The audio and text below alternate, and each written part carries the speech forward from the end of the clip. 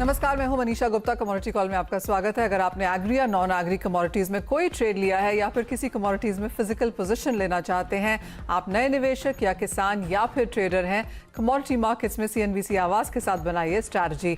आप हमें व्हाट्सएप कर सकते हैं। हमारा नंबर है 704-522-0000। आप हमें इस नंबर पर सवाल भेज सकते हैं। आपके सवालों पर हमारे एनालिस्ट आपको सटीक सलाह देंगे। आपका पसंदीदा show commodity call Facebook, Twitter पर भी लाइव है। आप हमें सोशल मीडिया प्लेटफॉर्म पर भी सवाल भेज सकते हैं। चलिए शो की शुरुआत करते हैं और सबसे पहले देखते हैं इस वक्त की हेडलाइंस। देर आए लेकिन दुरुस्त आए। देश में 50% हिस्से में छाया मानसून। मुंबई और आसपास के इलाकों में भारी बारिश। मौसम विभाग ने जारी किया ऑरेंज अलर्ट। अगले 5 दिन असम, मेघालय में लगातार भारी बारिश की संभावना। सोने में निवेश करने का सुनहरा मौका। आज से 24 जून तक के लिए खुली है सॉवरेन गोल्ड बॉन्ड की स्कीम। इशू प्राइस 5,091 रुपए प्रति ग्राम। ऑनलाइन पेमेंट पर 50 रुपए की अतिरिक्त छूट। सोने चांदी में आज सुस्त कारोबार। डॉलर और बॉन्ड यील्ड की मजबूती से बना दबाव, लेकिन रिकॉर्ड महंगाई और दरों में बढ़ोतरी से निचले लेवल्स पर सपोर्ट। कॉमिक्स पर सोना 1840 के ऊपर बरकरार। एक हफ्ते में करीब 12% फिसला कच्चा तेल। ब्रेंट का भाव 112 के नीचे। MCX क्रूड में 8500 के नीचे के कारोबार। मंदी की आशंका से डिमांड गिरने की चिंता। और कच्चे तेल के ठंडे पड़ते से लुढ़का गुआर का भाव। पिछले 10 दिनों में गुआर गम 12% तो गुआर सीड में 14% की गिरावट। राजस्थान में अच्छी बारिश से बुआई अच्छी रहने की उम्मीद। स्टॉकिस्ट और किसानों की तरफ से बिकवाली बढ़ी। हमारे साथ जुड़े हैं एंजल वन के प्रथमेश माल्या और SMC कॉमट्रेड की वंदना भारती। आप दोनों का कार्यक्रम में स्वागत है। प्रथमेश, आपसे जानना चाहेंगे अंतर्राष्ट्रीय बाजारों में जिस तरह की गिरावट है उसे आप कैसे देखते हैं और यहाँ पर ट्रेडिंग के क्या मौके हैं? Good evening Manisha. मेरे ख्याल से क्लियरली स्टैगफ्लेशन के सिनेरियो से पॉसिबल रिसेशन के सिनेरियो में हम मुड़ रहे हैं यहाँ पे। तो इस सिनेरियो में gold flavour of the season रहने की पॉसिबिलिटी ज़्यादा बढ़ जाती है। इसीलिए अगर आपको कुछ करना है यहाँ पे, अगर कुछ ट्रेडिंग स्ट्रैटेजीज अपनानी है तो गोल्ड में बाय करके स्ट्रैटेजी अपनानी पड़ेगी। 50,800 के आसपास इस काउंटर में बाय रहेगा। 50,580 का स्टॉप रहेगा और 51,260 के टारगेट रहेंगे। सिमिलरली सिल्वर में भी हम मोमेंटम देख रहे हैं यहाँ से बढ़ने की। 60,770 स्टॉप एंट्री पॉइंट रहेगा। जुलाई वायदा 60,020 का स्टॉप रहेगा। ऊपर में टारगेट 62,270 के लिए रहेंगे। सो दोनों ही काउंटर में पॉसिबल तेजी के आसार हमको दिख रहे हैं। ऑलराइट, तो तेजी की उम्मीद यहाँ पर नॉन एग्री में है, लेकिन वंदना एग्री स्पेस में क्या हाल है? मनीषा, मुझे लग रहा है कि ओवरऑल जो फाइनेंशियल एसेट में गिरावट हो रहा है उससे यहाँ पे एग्री स्पेस पे भी इम्पैक्ट काफी आया है। सारे ही मतलब लाल निशान में यहाँ पे ट्रेड हो रहे हैं और मुझे लग रहा है कि जैसा आप ग्वार के बारे में बता रही थी, वहां पे मुझे लग रहा है कि फॉल जो है वो और डीप हो सकता है। ग्वारगम में खासकर मुझे लग रहा है कि हालांकि मई में एक्सपोर्ट बढ़िया हुआ था, बेहतर हुआ था 6%, लेकिन मुझे लग रहा है कि एक फॉल यहाँ पे रहेगा। 10,165 के करीब यहाँ पे सेल करके चलना चाहिए। 9,900 तक मुझे लग रहा है प्राइसेस आएंगे नीचे की तरफ। इसके लिए जो स्टॉप लॉस लगाना होगा वो होगा 10,265 रुपए का। दूसरी कमोडिटी मुझे लग रहा है कि टर्मरिक है। टर्मरिक में भी मुझे लग रहा है कि जो फॉल है यहाँ पे डीप हो सकता है और यहाँ पे सप्लाई साइड जो है वो काफी स्मूथ है और स्पाइसेस में खासकर यहाँ पे जो एक्सपोर्ट डिमांड है वो यहाँ पे नहीं है। इससे भी यहाँ पे सपोर्ट नहीं मिल रहा है कमोडिटी को। 7750 ये एक लेवल रहेगा जुलाई कॉन्ट्रैक्ट में जहाँ सेलिंग करनी चाहिए। नीचे मुझे लग रहा है प्राइसेस 7500 तक आ सकते हैं। तो स्टॉप लॉस इसके लिए लगाना होगा 7850 का। ऑलराइट, तो ये यहाँ पर स्पाइसेस में और गुआर में आपको निवेश करने की सलाह है, लेकिन बात अब यहाँ पर हम सोने की करेंगे, जहाँ पर अगर आप निवेश करना चाहते हैं तो आपके लिए ये सुनहरा मौका है। RBI ने 2022-23 के लिए सॉवरेन गोल्ड बॉन्ड की 2 सीरीज का ऐलान किया है। पहली सीरीज आज से लॉन्च हो गई है। पहली सीरीज में आप 24 जून तक आवेदन कर सकते हैं और इसका इशू प्राइस 5,091 रुपए प्रति ग्राम रखा गया है।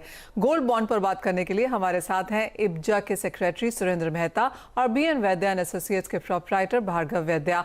आप दोनों का कार्यक्रम में स्वागत है। सुरेंद्र जी, पहले आपसे सवाल, क्योंकि इस साल हमने बहुत लंबा इंतजार किया है सॉवरेन गोल्ड बॉन्ड की ट्रांचेज आने का, और जब ये अनाउंस भी हुई हैं तो सिर्फ 2 ट्रांचेज अनाउंस हुई हैं। सबसे पहले तो आप इस पैटर्न को ही कैसे देखते हैं?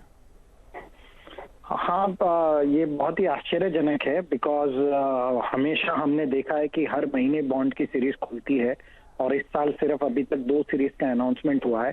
मुझे ऐसा लगता है कि जितने ग्लोबली जो फैक्टर्स हैं, जो इन्फ्लेशन के कंसर्न है और रिसेशन की जो उम्मीद है, तो आरबीआई एक कॉशियस अप्रोच ले रहा है और इसीलिए ज़्यादा गोल्ड बॉन्ड की सीरीज अभी अनाउंस नहीं कर रहे हैं और स्ट्रेटेजिकली अभी सिर्फ 2 ही सीरीज का अनाउंसमेंट किया जा रहा है। लेकिन जैसा मैं हमेशा कहता हूँ, सोवरिन गोल्ड बॉन्ड से बेहतर कोई विकल्प ही नहीं है यदि आप इन्वेस्टमेंट करना चाहते हैं। भार्गव जी, आप कैसे देखते हैं ये दोनों ट्रांचेस? और जब से ये ट्रांचेस लॉन्च हुई हैं, ज्यादातर जानकारों का यही कहना है कि अगर आप खरीदना चाहते हैं तो दोनों में अपना पैसा आधा आधा बांट दीजिए, क्योंकि सोना आगे से यहाँ पर भी काफी वॉलेटाइल रह सकता है। आपकी क्या राय है? वो तो ठीक है कि एक सोना एक डायरेक्शन में ऊपर हमें किसी को लगता नहीं है, रेंज बाउंड ही लग रहा है। तो दूसरी सीरीज चालू है, तभी शायद नीचे हो या तो थोड़ा ऊपर भी हो सकता है। इसलिए रिस्क को स्प्रेड करने के लिए 50-50 करिए। अगर आपके पास लिक्विडिटी कम है और आप 30% अभी करें बाद में करें तो भी ज्यादा फर्क नहीं पड़ेगा, वो हमारा अंदाजा है। जैसे सुरेंद्र भाई ने किया कि गोल्ड इन्वेस्टमेंट के लिए अगर लॉन्ग टर्म का नजरिया हो, शॉर्ट टर्म ना हो, तो gold bond is the best opportunity to invest. जहां तक इन्वेस्टमेंट की बात है भार्गव जी, ईटीएफ में भी हमने एक अच्छा इन्फ्लो यहां पर बनता हुआ देखा है। मेटल फोकस की जो रिपोर्ट है उसका मानना है कि फिजिकल इन्वेस्टमेंट भी यहां पर बढ़ती हुई नजर आएगी। क्या उम्मीद है, क्योंकि हमने फर्स्ट हाफ में बहुत स्ट्रॉन्ग इंटरेस्ट यहाँ पर सोने में नहीं देखा, वो प्राइसेस के थ्रू यहाँ पर पता चलता ही है, लेकिन अब जिस तरह के हालात हैं, रिसेशन की, इन्फ्लेशन की बातें हैं, आपको लगता है इन्वेस्टमेंट्स यहाँ पर फिर से लौटेंगी? इन्वेस्टमेंट डेफिनेटली लौटेंगे, बट एक चीज आप याद रखिए कि इन्वेस्टमेंट कब होती है कि जब आदमी के पास थोड़ा सरप्लस होता है। मनीषा जी, अगर आप हिंदुस्तान का एक डेमोग्राफी पूरी तरह देखेंगे तो सबके पास इन्वेस्टमेंट की जगह ही नहीं होती है। अगर ये इन्फ्लेशन में मेरे पास अपने सर्वाइवल के लिए सरप्लस नहीं है तो मैं इन्वेस्ट कहाँ से करूँ? और कोविड पीरियड में एक चीज सबके मगज में रह गई है कि कैश इज द किंग। तो थोड़ा कैश होल्डिंग सब लोग रखते हैं और उसके बाद में जो बचेगा इन्वेस्टमेंट में जाएगा। यस, तो इन्वेस्टमेंट पोर्टफोलियो से बहुत अच्छा शेयर गोल्ड में जा रहा है और जाएगा भी इन नेक्स्ट 3-4 मंथ्स। एक जो पॉजिटिव चीज यहाँ पर सुरेंद्र जी है वो है मॉनसून, जहां पर हमने शुरुआत तो थोड़ी सी ढीली होते हुए देखी थी, लेकिन आज का जो लेटेस्ट डेटा है उसके लिहाज से बस 5 से 8% की डेफिशिएंसी रह गई है, जो भी आईएमडी मानता है कि ये महीना खत्म होते होते तक हम पूरी करते हुए नजर आएंगे। ऑफ कोर्स ज्योग्राफिकली यहाँ पर बहुत बड़ी डेफिशिएंसीज रह जाएंगी। अगर मॉनसून यहाँ पर जोर पकड़ता है, इस बार 103% ऑफ एलपीए माना जा रहा है, आपको लगता है वो किसी तरह से यहाँ पर सोने के निवेश के हिसाब से पॉजिटिव रहेगा? देखिए, इस बार जो फैक्टर्स हैं वो मुझे लगता है कि लोग अपने पास कैश रख रहे हैं। महंगाई जो इंटरनेशनल मार्केट के मुकाबले भारत में तो महंगाई इतनी नहीं है, लेकिन लोगों की नज़र इंटरनेशनल मार्केट की तरफ है और शायद कहीं ना कहीं पर एक डर बना हुआ है कि महंगाई भारत में भी बढ़ सकती है। इस लिहाज से मुझे नहीं लगता है कि किसी भी बारिश, फेवरेबल रेन कंडीशंस किसी भी कमोडिटी को में इन्वेस्ट करने के लिए लोगों को प्रेरित कर सकती है। It's a difficult call for every investor. जैसे भार्गव जी ने भी कहा कि लोगों के पास सर्वाइवल के लिए ही पैसा लोग बचाने की कोशिश कर रहे हैं। और अभी भी आप देखिए कि पेंडेमिक के जो नंबर्स हैं वो भी कहीं ना कहीं वापस बढ़ते हुए नजर आ रहे हैं। तो थोड़ा सा लोग एक असमंजस की स्थिति में है। हाँ, ये लेकिन यदि 50,000 के अंदर भाव टिका रहता है भारतीय बाजारों में सोने का, तो जरूर इसमें थोड़ा सा निवेश बढ़े। ऑलराइट, तो यानी कि थोड़ी सी प्राइस सेंसिटिविटी यहाँ पर जरूर देखने को मिल सकती है, तो वॉलेटिलिटी यहाँ पर आगे बरकरार रहेगी। इन्वेस्ट जरूर करना चाहिए, लेकिन क्या क्वांटम होता है वो यहाँ पर ऑफ कोर्स देखना होगा। सुरेंद्र जी, भार्गव जी, बहुत शुक्रिया साथ जुड़ने के लिए और वो सॉवरेन गोल्ड बॉन्ड और ओवरऑल मार्केट पर यहाँ पर क्यों देने के लिए। आगे बढ़ते हैं और बात यहां पर ग्वार की कर लेते हैं, क्योंकि कच्चे तेल के ठंडे पड़ने से ग्वार में भी जोरदार बिकवाली देखने को मिली है। 10 दिनों में 12% की गिरावट ग्वार गम तो 14% की गिरावट ग्वार सीड में देखने को मिली है। हमारे साथ जुड़े हैं 9 स्टार ब्रोकिंग के डायरेक्टर जिनेश दुग्गड़। जिनेश जी नमस्कार। भारी मुनाफा वसूली हमने यहाँ पर ग्वार में आते हुए देखी है, कच्चे तेल में गिरावट है, मानसून ठीक ठाक है, इन दोनों ही चीजों का यहाँ पर असर है। क्या बाजार में स्टॉकिस्ट की बिकवाली भी तेज हुई है? बिल्कुल मनीषा जी, जैसा कि क्रूड ऑयल में भी प्राइसेस गिरे हैं, प्लस ग्वार के जो सोइंग एरियाज है वहां पे अच्छी बारिश हुई है, इसी कारण ये सेलिंग प्रेशर देखने को मिल रहा है। और इस बरसातों के कारण एक बार ट्रेडर और स्टॉकिस्ट में थोड़ी सी घबराहट भी है, तो इस कारण हो सकता है कि ये प्रेशर और दबाव आगे और देखा जा सकता है। तो जिनेश जी, क्या एक्सपेक्टेशन है आपकी, कितना और गिर सकता है? क्योंकि पहले ही वंदना ने भी कहा कि बिकवाली की ही राय यहाँ से है। आपको क्या लगता है कहाँ पर आके रुकेंगे भाव? बिल्कुल मैडम, प्राइसेस को देखते हुए तो बिकवाली लग रही है, लेकिन इसके कॉन्ट्रा साइड अगर देखें तो ग्वार गम की डिमांड में अच्छा सुधार देखने को मिला है। मई मंथ में लगभग 28,000 ton powder, 5,000 ton split, total 33,000 ton का एक्सपोर्ट हुआ है। तो एक्सपोर्ट डिमांड और निचले स्तरों पर कमजोर सप्लाई को देखते हैं तो ये भी लगता है कि मार्केट लोअर लेवल्स पर जाके रुकेगा। और क्या होंगे ये लेवल्स?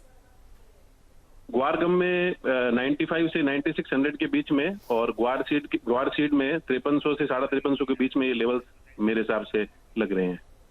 ओके, यानी कुछ मुनाफा वसूली रह सकती है, लेकिन उन स्तरों पर आपकी नजर रहनी चाहिए। कुछ बहुत सपोर्ट यहाँ पर आ सकता है। जिनेश जी, बहुत शुक्रिया साथ जोड़ने के लिए। बात अब मानसून की करते हैं, जहां पर देर आए लेकिन दुरुस्त आए। देश के आधे से अधिक हिस्से में मानसून पहुंच चुका है। मुंबई और आसपास के इलाकों में भारी बारिश हो रही है। मौसम विभाग ने मुंबई के लिए ऑरेंज अलर्ट जारी किया है। इसके अलावा भी देश के कई इलाकों में भारी बारिश है। वहीं पश्चिम बंगाल और नॉर्थ ईस्ट के राज्यों में अगले 5 दिन के लिए भारी बारिश का अनुमान लगाया गया है।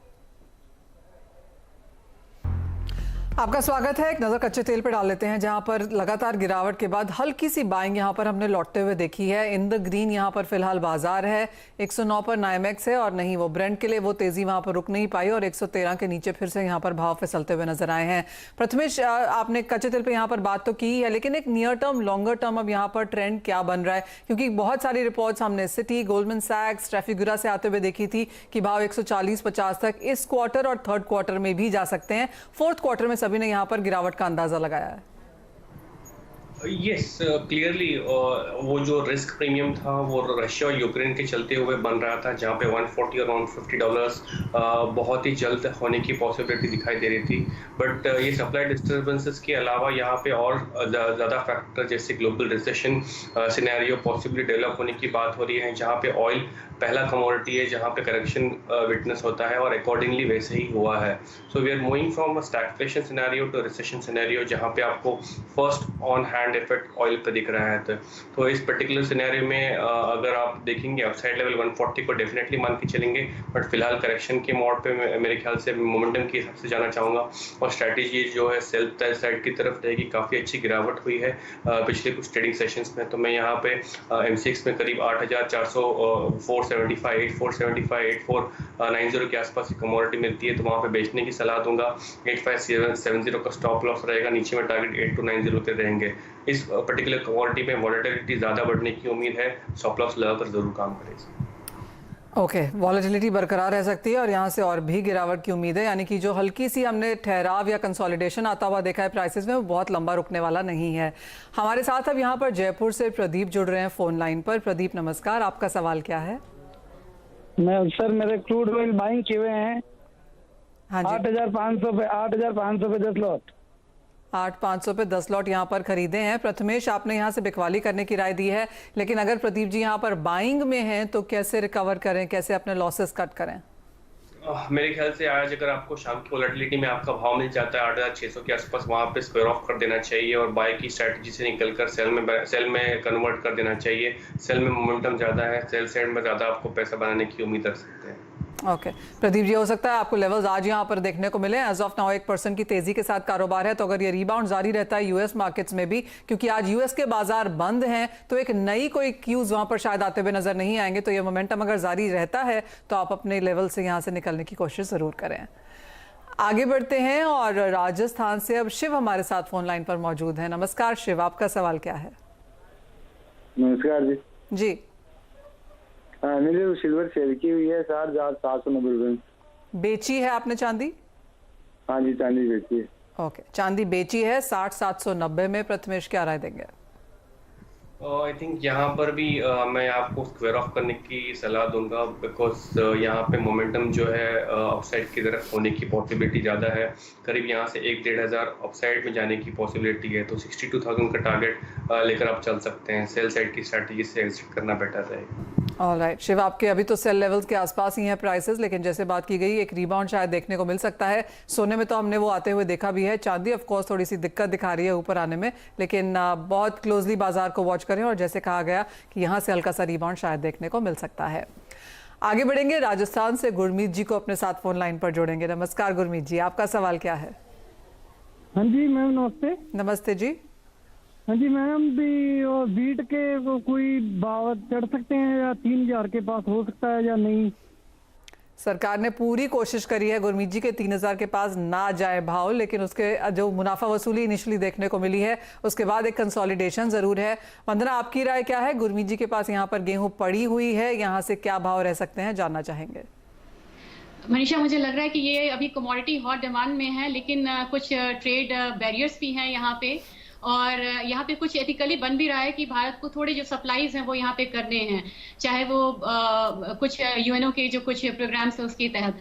तो मेरे ख्याल से यहाँ पे प्राइसेस 3000 तक एक बार तो जा सकते हैं, जब हम वीट का जो हम कह सकते हैं कि ये वाला सीजन जो एंड होने लगेगा, तो मुझे लग रहा है कि प्राइसेस 200-250 रुपए तक जाएगा ऊपर की तरफ। लेकिन मुझे लग रहा है कि सरकार इस बार सफिशिएंट स्टॉक जो है वो अपने पास रखेगी, तभी बाहर एक्सपोर्ट का यहाँ पे कुछ अलाउ कर भी सकती है। तो मेरे ख्याल से एसेंशियल कमोडिटीज में है 3000 से ज्यादा तक का जो भाव है वो यहाँ पे उम्मीद करके नहीं चलना चाहिए। 2950 2900 तक एक कंसर्न फिर से आ जाएगा मार्केट में। ऑलराइट, तो वो राय आपके लिए है गुरमीत जी, और आगे चढ़ते हैं और फेसबुक से एक मैसेज लेते हैं जो कि दिल्ली से संत दास जी ने लिखा है। कॉपर के 2 लॉट इन्होंने 728 में खरीदे हैं। प्रथमेश, क्या यहाँ पे इनको स्ट्रैटेजी देंगे? आई थिंक इनका होल्डिंग पॉइंट काफी अच्छा रहा है, करेक्शन भी हुआ है इस काउंटर में, थोड़ा रिबाउंड होने की उम्मीद रख सकते हैं। 743 तक का वहां पे एग्जिट करा लें। ओके, तो ये आपके लिए राय है। अगर यहाँ पर आप खरीदा हुआ है आपने तो इन द मनी है, आप यहाँ से मुनाफा लेके निकल जाना चाहिए, क्योंकि जिस तरह का प्रेशर हमने मेटल्स में आते हुए देखा है शायद आगे बरकरार भी रह सकता है। एक व्हाट्सएप पे आया हुआ मैसेज ले लेते हैं जो कि राजस्थान से राकेश ने लिखा है। ओके राकेश जी हमारे साथ फोन लाइन पर है। राकेश नमस्कार, क्या है आपका सवाल? राकेश जी, आपको मेरी आवाज आ रही है? ओके, उनका लाइन यहाँ पर नहीं लगता हुआ दिख रहा, लेकिन जो सवाल उन्होंने हमें भेजा है वो आपके लिए पढ़ लेते हैं। हल्दी 5 टन उन्होंने ली है 10,000 के लेवल्स पे, क्या राय है वंदना? बहुत हायर साइड से इनकी होल्डिंग है, लेकिन मनीषा मुझे लग रहा है कि 7500 से 7200 ये एक जोन रहेगा, सपोर्ट जोन रहेगा इस कमोडिटी के लिए। और निचले स्तर पे आने के बाद मुझे लग रहा है चाहे एक बार तो सीजनल डिमांड भी यहाँ बढ़ेगा, क्योंकि त्योहारी सीजन का भी शुरुआत हो जाएगी यहाँ पे, और मुझे लग रहा है कि टेक्निकल भी एक बाय यहाँ से आ सकता है 72 से 7500 के करीब। तो 10,000 तो नहीं, लेकिन मुझे लग रहा है कि अगर त्योहारी डिमांड बढ़ती है यहाँ पे और सीजनल डिमांड यहाँ पे बढ़ती है, तो मुझे लग रहा है कि 2-3 महीने के बाद प्राइसेस जो है एक बार 8500 तक यहाँ पे ऊपर की तरफ जा सकते हैं, 8500 से 9000 तक। यानी कि 10,000 तक तो जाने मुश्किल है, लेकिन एक रिबाउंड की उम्मीद जरूर है। और लगातार गिरावट हमने यहाँ पर हल्दी में आते हुए देखी है, आज भी करीब 3% की गिरावट के साथ कारोबार। वंदना, आपने हल्दी पे तो शुरुआत में बात भी की यहाँ पर, लेकिन अगर हम जीरे और धनिया को यहाँ पर देखें, यहाँ पर क्या प्राइस व्यूज रहने की उम्मीद है? मनीषा, मुझे लग रहा है कि ये जो स्पाइसेस काउंटर है ये एक्सपोर्ट कमोडिटी के नाम से जानी जाती है, और जब तक एक्सपोर्ट यहाँ पे बहुत एग्रेसिवली नहीं आता है, मुझे लग रहा है कि अपने बाजार में इंडिया में यानी कि नीड बेस्ड बाइंग ही यहाँ पे होंगी। तो जीरा में जो कि काफी स्ट्रॉन्ग कमोडिटी थी, मुझे लग रहा है कि फर्दर एक फॉल है, 20,000 तक यहाँ प्राइसेस नीचे की तरफ जा सकते हैं। लेकिन एक बात इसके साथ और कहना चाहूंगी कि देखा जाए तो स्पाइसेस में हम लोगों ने एक सिग्निफिकेंट डिक्लाइन आता हुआ देखा है। निचले स्तर पे मुझे लग रहा है कि एक्सपोर्ट डिमांड भी बढ़ेगा, और साथ में यहाँ पे त्योहारी मांग भी है, वो भी यहाँ पे बढ़ना चाहिए अगस्त मंथ से। तो मेरे ख्याल से जो भी यहाँ पे लोअर साइड आ रहा है वहां पे बाइंग यहाँ पे करनी चाहिए। 20,000 एक अच्छा खासा लेवल रहेगा जहाँ पे कि हम जीरे में बाइंग करके चल सकते हैं। और इनफैक्ट धनिया में मुझे लग रहा है कि धनिया में थोड़ा सा यहाँ पे जो स्ट्रेंथ है एज कम्पेयर टू जीरा और टर्मरिक, मुझे लग रहा है कि ज्यादा है यहाँ पे। मुझे लग रहा है कि धनिया जुलाई कॉन्ट्रैक्ट में एक बार 10,800 के करीब एक बेस बन सकता है, और जो हायर साइड है वो करीब 11,800 से 12,000 रहेगा। तो इस काउंटर में मुझे लग रहा है कि बाइंग क्विक आनी चाहिए एक बार। ऑलराइट, यानी कि जून और जुलाई का महीना थोड़ा ठंडा रह सकता है, लेकिन अगस्त में जब फेस्टिविटीज शुरू होंगी तब यहाँ पर खरीदारी लौटने की उम्मीद है। तब तक के लिए जिस तरह का ये माहौल है मसालों के लिए, थोड़ा सा वॉलेटाइल रह सकता है। बहुत शुक्रिया प्रथमेश, वंदना, आप दोनों का ही साथ जोड़ने के लिए। फिलहाल मुझे भी दीजिए इजाजत। कमोडिटी कॉल में आज इतना ही। नमस्कार।